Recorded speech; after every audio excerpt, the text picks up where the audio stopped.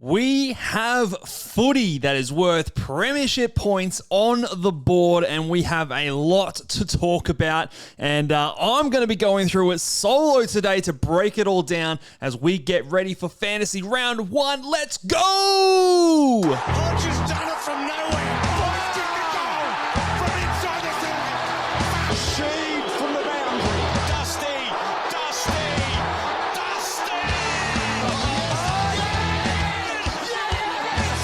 You're a magician. Petrarca. The legend becomes immortal.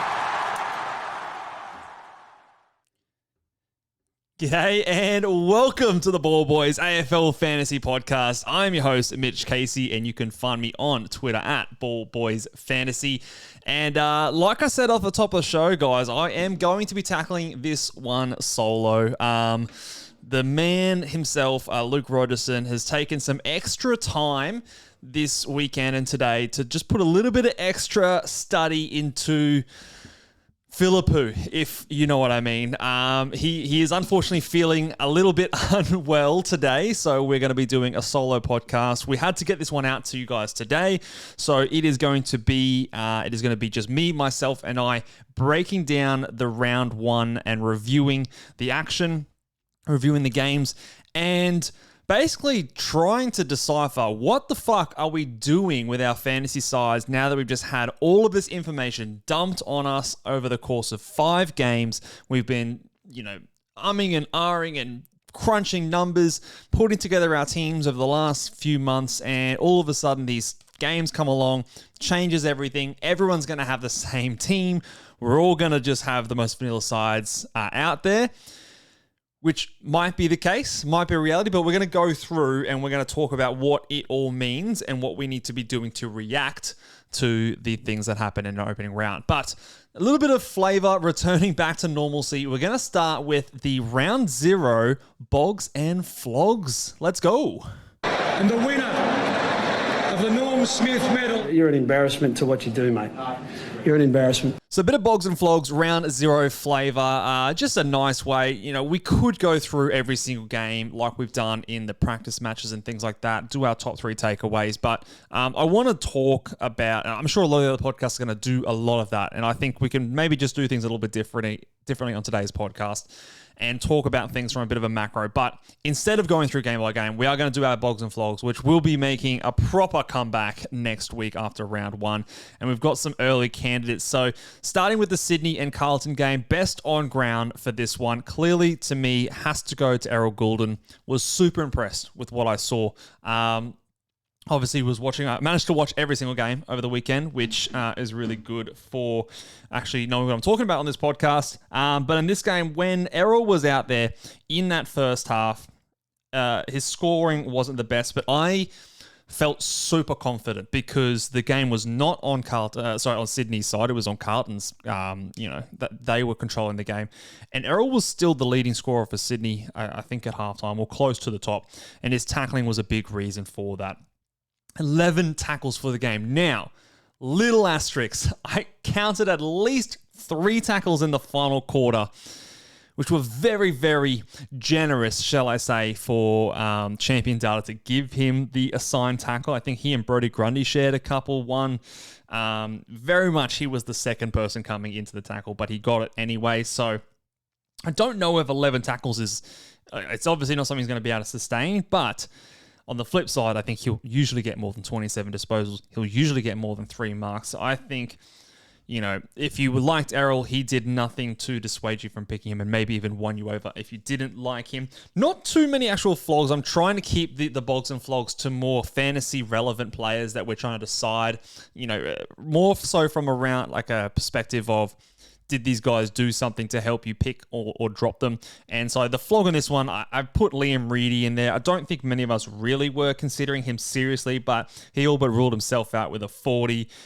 He might tick his price up a tiny, tiny bit. I can't even remember what his price out figure. Actually, maybe that's even lower than what his price out. I think he might be 390. So that would be lower than that. So yes, he's basically ruled himself out of a starting spot in anyone's fantasy side. So here's the flog for this one. Bit harsh, but there wasn't too many really obvious flops in this one. Gold Coast versus Geelong. Christian Petrarca was unbelievable. I believe so. He had a 121, and I think I'm not a Supercoach player, but from memory, I remember seeing that he scored about a 170 in Supercoach, 34 disposals, 3 goals, hit his targets like crazy. 2 tackles, 5 marks, it's okay. This is quintessential Petrarca. Now, we said he's going to have the great early matchups in West Coast and Richmond. Well, turns out he had a great matchup on this one because Gold Coast destroyed Geelong. The score in the end, I think, is flattering for Geelong. They saved it a lot in the last quarter. Gold Coast dominated this game. So I think this type of scoring is what we can expect over the next 2 rounds. I still maintain that Christian Petrarca is going to be a mid-90s player. I don't think anything in this game sold me otherwise, but it does mean that you can start him as an underpriced premium slightly, and he's going to go up in value. He's going to have those 2 matchups, which are going to be really, really nice. So if you were hoping to wait until after the bye round to get him in, he's going to be much more expensive by then. So I think it's a case of you start him now, or you are willing to maybe go until the end of the up until the mid-season buys before getting him in. So he is a winner. But again, I still think my overall projection for him doesn't change too much. He played the exact role that I thought. This was the Dusty Martin role. He just looks really fucking good doing it. So, and Gold Coast looked really good and dominated Geelong. I think they will have harder times against, teams that maybe put up a bit more resistance than Geelong did in this one. Geelong looked maybe a little bit not prepared. Obviously, they've had not the best preparation in terms of their availability for some of their players coming up to this one. But anyway, Christian Petrarca was great. The flog in this one, I guess you could substitute with saying stocks down in this one. Zeke Hewland. He is someone that I was getting worried about. We saw him getting named. We went, okay, cool. Let's see what he can do against Geelong. And then he's going to have some good matchups coming up in the following 2. 42 points. 16 touches is pretty good, but 1 mark, 1 tackle, not really enough for us. I don't think you can start Zeke Hewland with all the other options that have come up. I think, like I said, this was a thumping. So you can't really say this like, oh, it was a tough Geelong. No, they smashed them. So I don't really think you can give that excuse for it being a tough matchup. This was an easy matchup, and I think the numbers would suggest that based on this 1 game sample size. Low time on ground. And yeah, I don't think you can start Zeke Hewland. He's an elevated rookie price. Despite the 2 good matchups coming up, I think you're going to get more of the same with that low time on ground. He sort of was on a wing and scored in patches. I think he had a very quiet second half. So he still has the capability of coming up and putting up a decent score. But I think that with the other options that have presented themselves, he is someone that I think a lot of teams should be cutting from their fantasy side. GWS versus Hawthorn. It was pretty hard to pick a bog in this one, but I've gone with Joe Fonte, who scored a 90. He is a name that we've not mentioned one time on this podcast ever, but he is someone, I believe he's a 500-ish K fantasy player. I want to say he's a defender. If I look up his name real quick. Yes, defender, $521,000. He's got a negative break even of negative 17 at the moment. He scored a 90. I think this is one that you just good on you, Joe, but I don't think we're reacting too much for this one. This is not a Sam Taylor situation. He scored a lot more than his break even, but not to the extent that Sam Taylor did. Remember, Sam Taylor went 138, and I believe might have been priced even cheaper than Fonte was/is this year. So I don't think this is the same situation. I don't think we should be starting Joe Fonte just for a 1-week cash rise. The flog in this one, I mean, there was a lot of flogs in this one, but we're going to highlight Connor Buderick. Connor McDonald. That's the one. Connor McDonald was disappointing. Look, 79. It's above his price stat figure. So if there were other options that didn't present themselves, I think you could still go with Connor McDonald. To me, the role specifically in the second half seemed to evaporate a little bit. He spent more time forward. He actually spent a lot of time on ground on the 4th quarter, specifically on the bench. He had the double rotation. He started on the bench in the 4th quarter and then finished on the bench, which we don't like to see. and just a little bit disappointing. Also, Harry Ralston, I'm going to give a shout out as a bit of a flog here as well. Just got caught on the bench a lot, and we're going to talk about what we learnt in round 0 as well with the 5 men on the bench. I think there's a lot to glean from the early decisions from these AFL coaches in the opening round, and I think what that might have as a flow-on effect coming forward. But Harry Ralston also shares the flog with Connor McDonald. Brisbane versus Western Bulldogs. The best on ground, this is where I was reading it, goes to the other Connor Buderick. So he comes out, and I've been a naysayer for Connor Buderick for most of the preseason. He's come out and proven me wrong. So he has shot himself right into contention. He had 94 points, 27 touches, kicked a goal, only 3 marks, which is interesting. So 2 tackles. But 94 points from a player priced below 50 is very, very good. I said I had the line of about mid-80s. He's gone and cleared that, so I think he's vaulted himself into contention. And with other players like Connor McDonald going down, he is a good pivot option too. The goal, he got gifted, I think, with a very lucky 50-meter penalty. But anyway, he took advantage. He is going to make a lot of cash on the back of this. So I think he's someone that you can definitely put into your fantasy side if he wasn't there as well. Again, hard to find a flog in this one because a lot of the fantasy-relevant players actually did what they needed to do. So I'm just going to give it to Josh Dunkley, who, if for whatever reason you were considering a 73, means he's going to drop in price pretty significantly over the first few rounds. So I think that's enough for me if you were, which I wasn't, but if you were considering Josh Dunkley, I would definitely reconsider. And the last game, the great Northern States promoting game of St Kilda versus Collingwood. The whole reason we're doing round 0 in the first place, promote the game in the Northern States. So why not have a Collingwood versus St Kilda game on a Sunday night at the MCG? If that doesn't say opening round, I don't know what does. But anyway, the best on ground. There was a lot of huge performances in this one. High fantasy scoring. We had 4 players go 120 plus, and we also had a 119, a 116, a 112, 112. So many players got lots and lots of points in this one, but the man we're going to spend the most time talking about is Dan Houston. So he gets the best on ground, 120 points. Remember, he is priced at 67, so nearly doubling his priced at figure with his score here, 11 points. He had 81 points in the first half alone. So that means he slowed down. 39 points in the second half is not really what we're after. He did get caught on the bench. I think he spent the final 5 or 6 minutes on the bench when there was a lot of chipping going around for Collingwood. And I imagine had he been out there for that time, he would have seen a much larger score. So for people who maybe are thinking of not going here, because I think there is a lot of, this is probably the most contentious mid-pricer score that maybe people weren't considering as much. We will talk about him a little bit further in terms of the discussion of strategy, whether or not you start a player like this, but he definitely vaults himself into high consideration with a score like this. Obviously, because the previous year was very well down, and he's a very cheap player. He's been a player who's been a premium for us before, a 90-plus average player at Port Adelaide. So at 120 in a game like this, yes, the matchup was awesome. Yes, there were a lot of other defenders that went really well for Collingwood, but it is something we need to take note of. And the flog for this one, Mateus Philippou, 66 points. The role was kind of there, but not as good as we saw in the preseason. I think the biggest difference in this one was Hugo Garcia had 16 CBAs to Philippou's 10.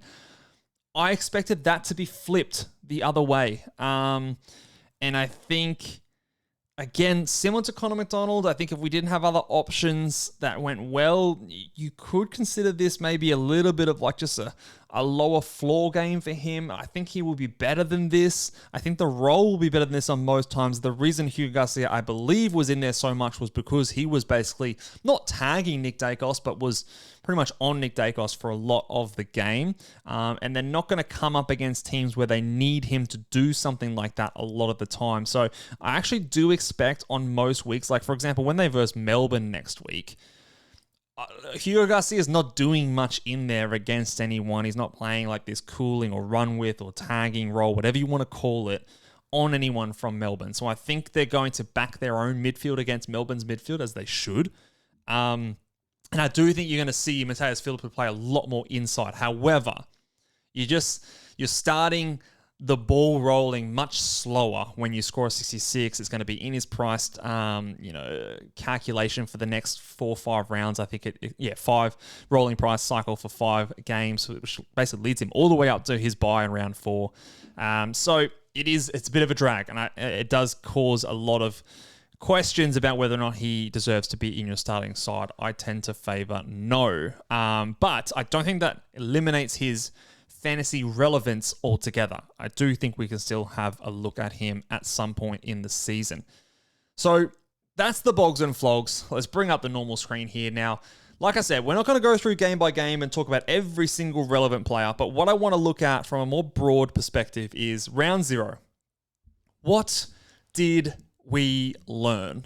Because there's a lot to take out of this. Obviously, it's the first and only sample of real footy that we're going to get before we lock in our fantasy sides.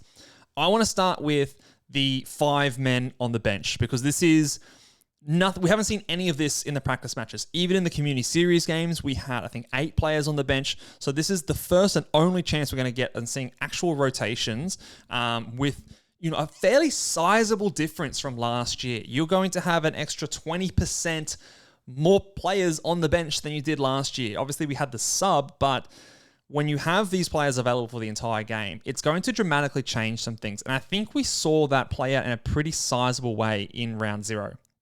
Now, off the bat, you've got more players to choose from, but you don't have extra rotations. Okay, so these coaches are limited in what they can do in terms of making that extra man on the bench be something that's impactful for the game without ruining other rotations. So overall, I think what you're going to see is the players who are in the bottom half of value in their club, you're going to see a lot of players lose time on ground. And I think that's obvious, but it's not something that we've sort of seen in front of our face until now. There are going to be a lot of players that, there's going to be a bigger divide, I believe, between the top players and the bottom players, simply because you've got an extra player to put on the field. And so whether or not, and it's not just one player copping 20% TOG, it's going to be multiple players copping 5% less, okay, a lot of the time. So that I believe there is going to be a bigger divide this year more than ever between the top players, which are still going to get their tap on ground. Coaches are still going to want their superstars out on the field. But the top sort of 25, 30% of the competition are still going to be playing their minutes. And everyone else, I think, is going to have to adjust. So I think overall we saw that a lot over the round 0, that many players, the amount of players that played less than 80%, less than 70%, markedly higher, I think, than we would normally see in a typical year. The other thing that I think became pretty apparent is there was basically 2 school of thoughts when it came to using the 5th man on the bench. Brisbane and Carlton had their own sort of way of using it. And remember, Brisbane lost Hugh McCluggage early on, so he only played 20% time on ground. So we learned less about that. But Carlton definitely. These 2 teams played the secondary ruckman. So obviously Carlton, you had Mark Pitnet and you had Liam Reedy, basically never was on the field together at the same time. One was on the bench, one was on the field. You swap them over. So that's one school of thought on how teams use them. So Liam Reedy plays 61%, Mark Pitnet plays 67%. Obviously, they must have shared a little bit, but very little crossover, okay, between those 2 players. The other team, like we said, Brisbane Lions, they did the exact same thing. So you had the percentage of game time for Zane Zadoreski, ZZ, basically. He played 44% time on ground, and that is with Hugh McCluggage playing 17% TOG. So you essentially had a sub and you still had a player play less than 50% time on ground. I actually think that's a huge flag for someone like him. I know a lot of people are going to go there because he's a 230k ruck. I don't think he's going to be able to score. I think that might be his highest score for the season if that's all the time he's going to play. So he was actually good, scored a 60, but I would not expect that to repeat most weeks. So that's one school of thought. The 2 rucks, obviously, The rest of Brisbane's rotation looks very normal because you've got Hugh McCluggage out and you've got Zadaransky, who's played 40% talk. Their rotation, very, very normal for 2025 data.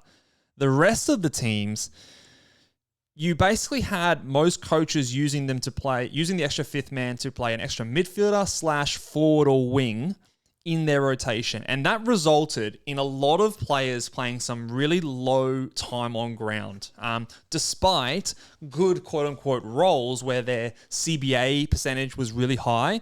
I think you're going to see this a fair bit because it allows a team to play a player that typically required to play and be effective in the AFL. Usually teams require, unless you're like the top of the top and you're a really good midfielder and you can get away with just playing pure midfield, if you're not that type, you need a secondary position that when you're not playing in the midfield and you're resting somewhere else or you're there trying to get another rotation in there, you need to be effective at doing something else, whether that's play on the wing, play forward, play back sometimes in rare cases. Sometimes if you're fucking Luke Jackson, you play in the ruck. But these kind of things is pretty typical. However, with more players to rotate, I should say, these players that typically don't have a secondary role still were able to get out there. They just spent more time on the bench. So, for example, in Sydney's case, you had Sheldrick, who is a guy that he's typically been a low time on ground player, but it was extra low this time around. Didn't play anything pretty much except for inside mid, but a lot of the time on the bench. You had Davies and Graham and Euland, who was a wing. A lot of that Suns rotation, a lot of guys spent time on the bench. Jai Clark for Geelong, classic example, low tog, didn't do much else except playing for midfield and then sit on the bench. Finn McGuinness, I don't know what he was doing, think he brought much to the game at all, but basically played super low time on ground. Harry Rowson, typical example. Great role on paper, you see the CBAs and go, awesome. He's just not on the field enough because he doesn't really have, he's not Toby Green, he can't go rest forward. He isn't, Finn Callahan or Clayton Oliver, where he's so good, he needs to be on the field all the time. He is going to make way for those guys. So his time on ground is down. Sam Davison played like a bit of a pseudo sub in the first half. Jack McRae, I think he is a prime candidate for doing this. So he played very, very low time on ground. And Scott Pendlebury, who, maybe a bit more of a different case because of his age and obviously he was super effective when he was out there, but maybe a bit more of a case of a management. So that might be sort of the third use of the sub is management. You also saw Papley, who, from what I understand, had a bit of an interrupted preseason. So probably three distinct uses of the sub, or the fifth man of the bench, I should say.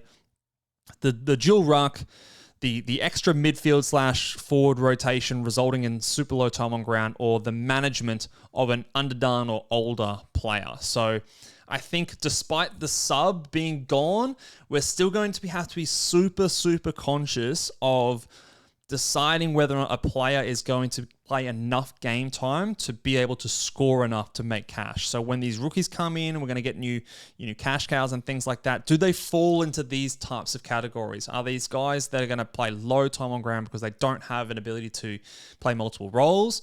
Or are they, going to come in and be managed or something like that? Or are they going to be able to avoid that and play a role where they can stay out on the field longer? So still something we need to be on top of. Just because there's no sub doesn't mean we can kick our feet up as soon as we see someone named. The other thing when what we're trying to learn from round zero is the ruck rules. How did that affect the game? So obviously it's a very small sample size, but in terms of ruck contests, most games had about mid-90s in ruck contests. The Brisbane and Western Bulldog game was the highest with 104 ruck contests. We had 95 for Carlton Sydney, 93 for Gold Coast GWS, 91, am I right in saying that? Hawthorn versus GWS, sorry, it was 91. Geelong Gold Coast was 93. And then normally on the lower side, Collingwood and say Kilda had 71. Okay, so that really does drag down the average, but we're going to include it anyway. The average for that round was 90.8. The average for 2025 was 97.8. So an average of 6 fewer ruck contests so far, obviously 5-game sample size versus 2025. However, I do think that is a reasonable amount to expect Most games are going to be similar, maybe with more frequent occurrences of lower ruck contest games and maybe less frequent occurrences of super high ones, like your 120 plus ruck contest games. So I don't know if it's going to be a massive game changer when it comes to the impact of our ruck scoring. Again, it's a super small sample size, but we still saw someone like Grundy. He played a great game and kind of it seemed typical for a Grundy game. So 46 hitouts for him, 4 tackles in there as well. So it does give a little bit of hope for someone like a Tristan Sherry. I still think we need to be cautious when overreacting to a 5-game sample size. But so far, I think the fears of it dropping ruck stoppages by 10, 15, 20 a game, I don't think that's going to happen. However, I do think that we probably don't see as many like super highly contested games of footy. Repeat stoppages all over the place. Now, we didn't have any really wet games. There was some moisture in the air, especially up here in Queensland, but maybe a really wet game might change that. We will have to wait and see. But so far, I don't think you can take much, but so far, a minor dip in ruck contests compared to 2025. All right, let's talk about what I guess most of us are going to be thinking about is the changes to your teams based on the scoring from the players in opening round. Teams are going to be vanilla. And personally, I don't like it. Personally, I think round 0 sucks a lot of the fun out of fantasy. And I do find that a little bit discouraging. I don't love it. My preference would be, especially if we're going to have 10 teams playing the round 0, I would love just for us to, instead of having 3 rounds of early buys, just make it 4 rounds of early buys. This could be the first one. That would be what I would want to see if we're in the same situation next year. The best situation is we just get rid of fucking round 0, because I can tell you what, up here in Brisbane, no one gives a shit. No, if you follow the AFL, cool. I don't think the AFL are winning new fans by doing this. I really don't. Rugby was on this weekend. But anyway, I think that's a bit of a tangent that I could go on anytime I talk about opening round, because I do think it is dumb. When it comes to our fantasy starting sides, I think we do need to accept the fact that our teams are going to be vanilla. So the question then becomes, and the obvious statement, which I think is true, is it becomes a very much trading game. And I think what we've seen over the last couple of years when it comes to round 0, a lot of teams in the last couple of years you've seen them complete their sides way earlier. And we've seen the rise of the 23rd and 24th premium. I think the number one reason, and I think by a far wide margin, that the reason teams are able to do that is because of opening round. You don't get the cash generation, the team value that you get without opening round and seeing the visibility of the player's initial price movement. So you might be tempted to see everyone have the same team. Everyone's going to have, all the same rookies and mid prices, and you might be tempted to go against them. Think of them as a bit of a trap. I think that is a trap in a way. To think of everything as a trap, I think is the trap, because can you afford to not start all of these players that we know are going to be going up in price? If you start all the players, and again, there is a limit, right? But if you start, like right now, I think I have about 13 players in my side that played opening round. I'll double check that. But that is a lot of players. So over the 3-week period, I will miss 13 of my players if I don't trade any of them out. But I think the biggest question that you want to ask yourself is, can you afford to not start these guys and essentially start with 100 plus K less than every other team? Because this is what allows us to start the upgrades sooner, finish our sides quicker, get the 23rd, get the 24th premium, because we know at the start of the season, we are going to start upwards of $500,000 in the bank. as soon as the round one lockout opens up and we're into round 2, you're going to see these double price movements. All these players are going to skyrocket in cash. And I think it is really important that we are on basically as many as we can fit into our side as possible. Now, with that said, we still can't lose sight of the fact that we want to be covering the players that are going to be away in those early round buys. We have enough players to score as many points as we can. So we need to divide how we react to each of these scores based on a player's price and based on what we expect them to do in our side. So for rookies, it's really quite easy. If they had a great opening round score, you fucking pick them. It's pretty simple. If their break even is like -40, pick them. It almost... Now, there are other rookies that are good rookies that haven't played yet. We have to keep in mind, someone like the West Coast boys, the Dersmers, the Josh Lindsays, the Devon Robinson. I think you still got to reserve a spot for those guys. But outside of that, like maybe Grill is the other one from Richmond. I think he's going to be a great rookie. Outside of maybe those 3 or 4 players, pretty much every other rookie in your side should be around 0 player. There are so many players out there right now that have -40, -50, -70 break evens. You have to pick those players in your starting side. You're going to start off with just so much more money in your team value as a result. And the good thing is, when you, like, the worst thing that can happen in round 0 is you pick all these players, you miss a rookie that gets off to a jump, and you have to pay money up to get that rookie in.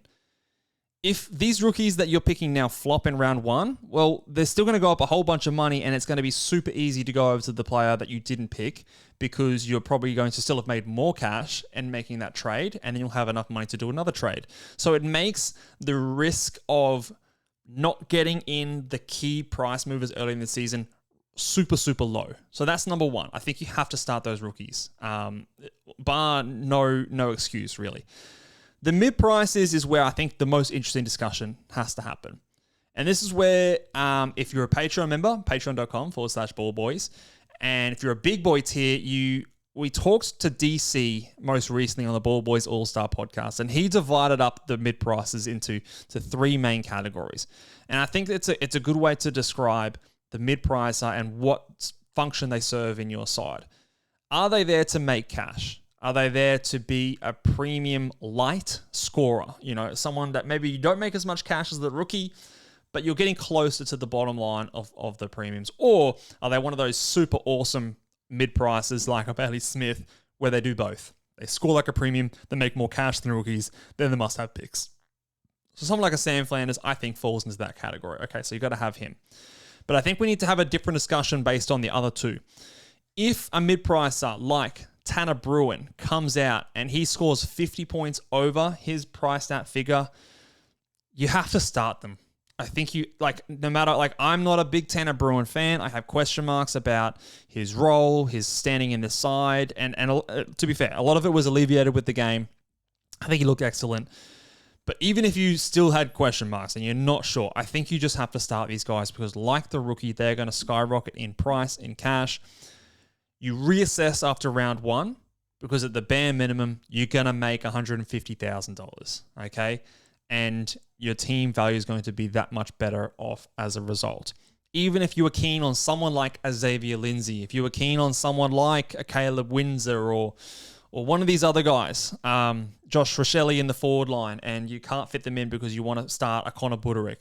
These guys, I think you have to start because the price is going to skyrocket, and the worst case scenario is you need to make the trade in rounds 2 or round 3, whenever it is. They've got a bye coming up. It's a perfect chance. If you don't like what you saw, you can pivot off. You get an extra game, but you also get the extra cash. So I think those guys are the guys you have to start.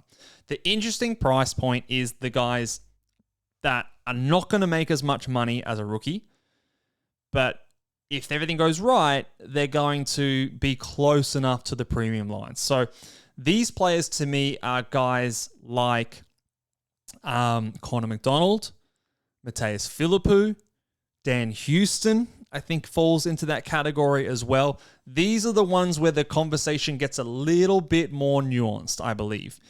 Now, I think Dan Houston is the biggest discussion point here because he has been a premium before. If he went back to Dan Houston of old, we would think that that is an outstanding pick. An outstanding pick. Now, can you say after one game that he did that? I think that's a very, very bold call. I don't think anyone is, 100% confident either way. However, you can hedge your bets. And worst case scenario, you start him, he makes a bunch of money, you don't love what you see, you trade him out, you get more visibility on the other guys that maybe you were unsure about. I know for me personally, the defense line has become probably the hardest line to be confident in. So I want to have a look at players like a Miles Bergman. I want to have a look at players like an Archie Roberts or a Tom McCarthy. And if instead of starting those guys, which is probably where I was leaning at like a D3 or something like that, you start a Dan Houston, either in round 0 or round 1, we see more of the same, what we saw from round 0, and we see another 90-plus score from Dan Houston, and we think, okay, you beauty, like this guy could be back on here. Or we see a poor score, and we go, okay, I think we got sucked in a little bit there. Hey, like maybe I could have scored more in round 1, but I've got more cash now. I have more certainty. I'm going to make that pivot.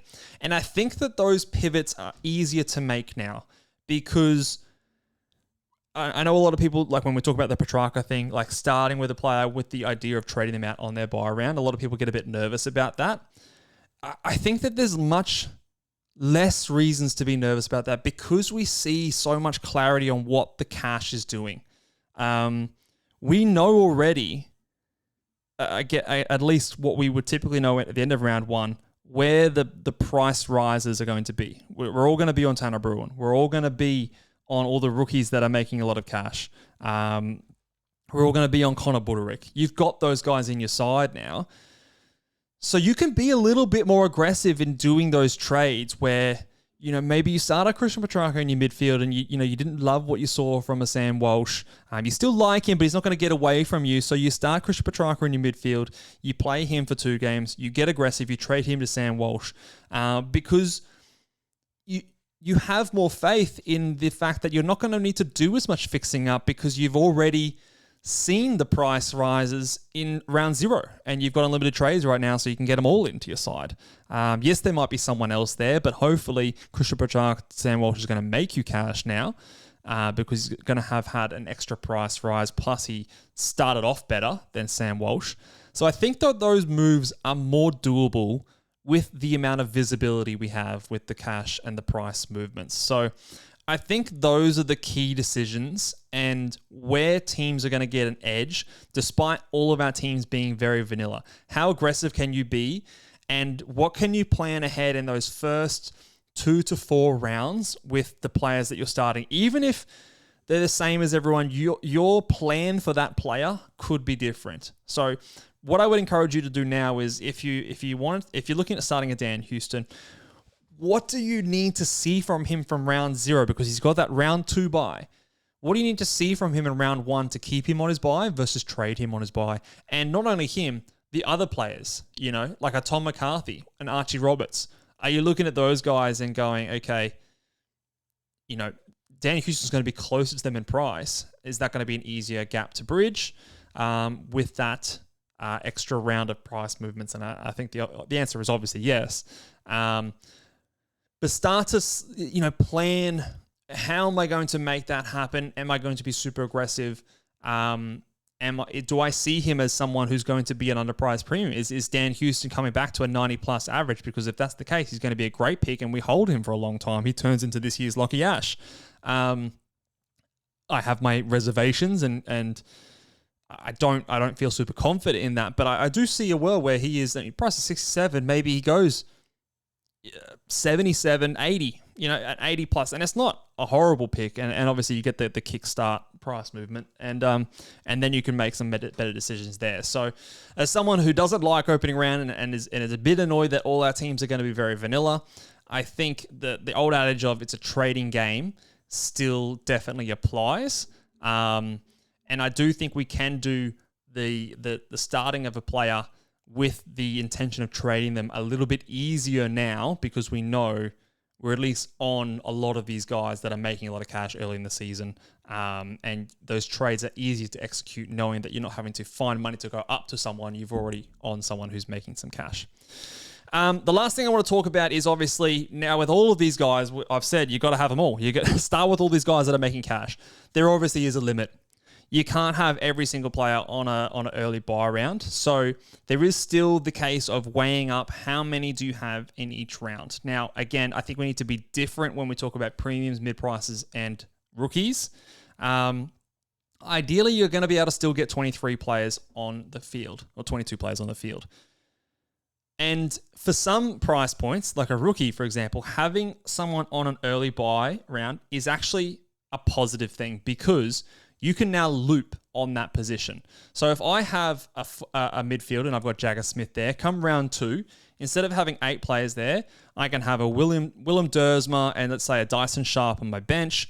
Whoever plays first, I put the emergency on them.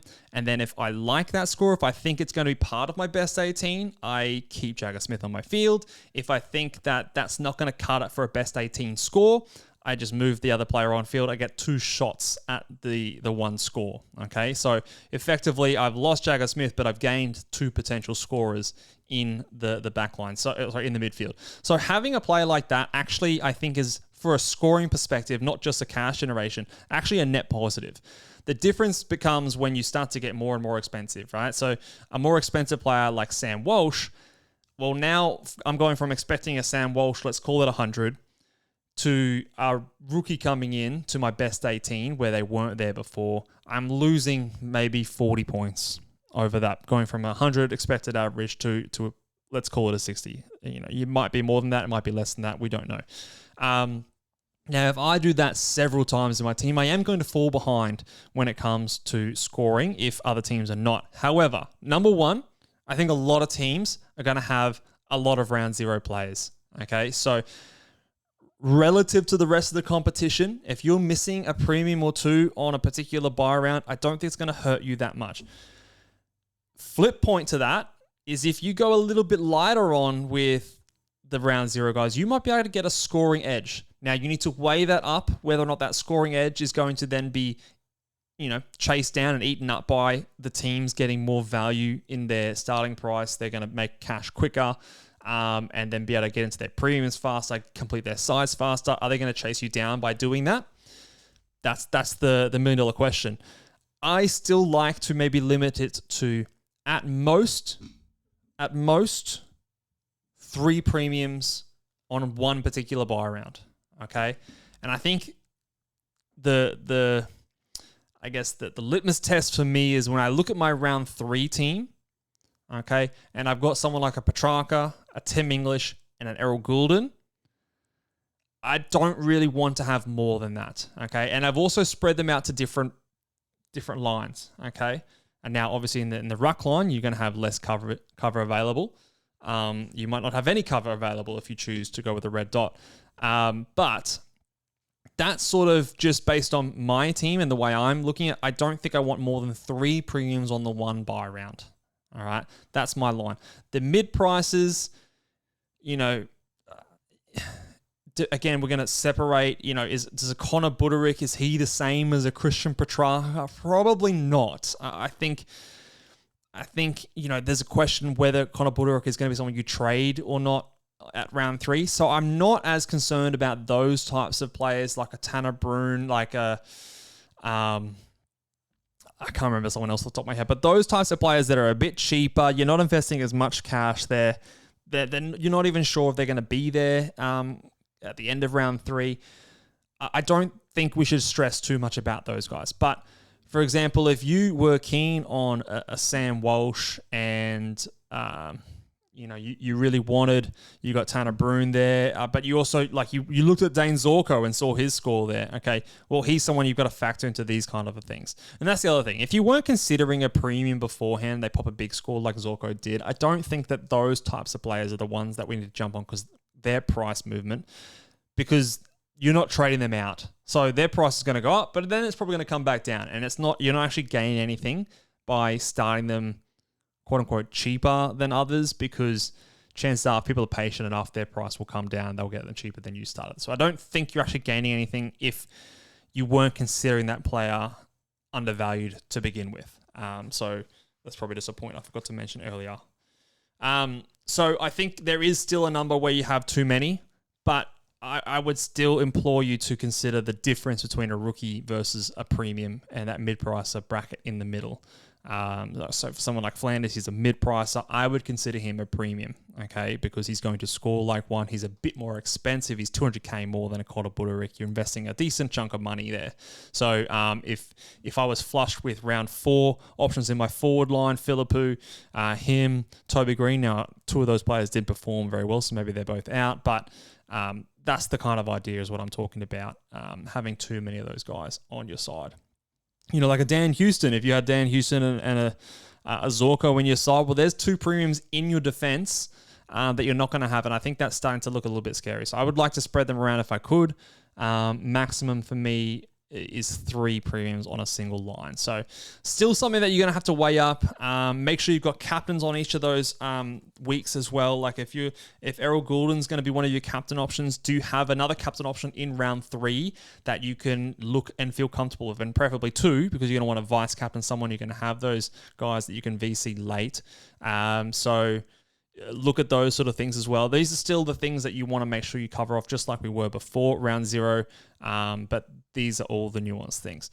We're going to leave it there, I think, guys. I don't want to waffle on too much. I probably have already. Apologies again if it was a bit of a snooze fest, a bit of a solo podcast extraordinaire. But we had to give this show out for you guys sooner rather than later. So hopefully you guys can get something out of it. The bottom line is we're going to have some vanilla teams, and that's okay. That's okay. The trading game is definitely the mantra right now. We're going to see how things unfold after round 1.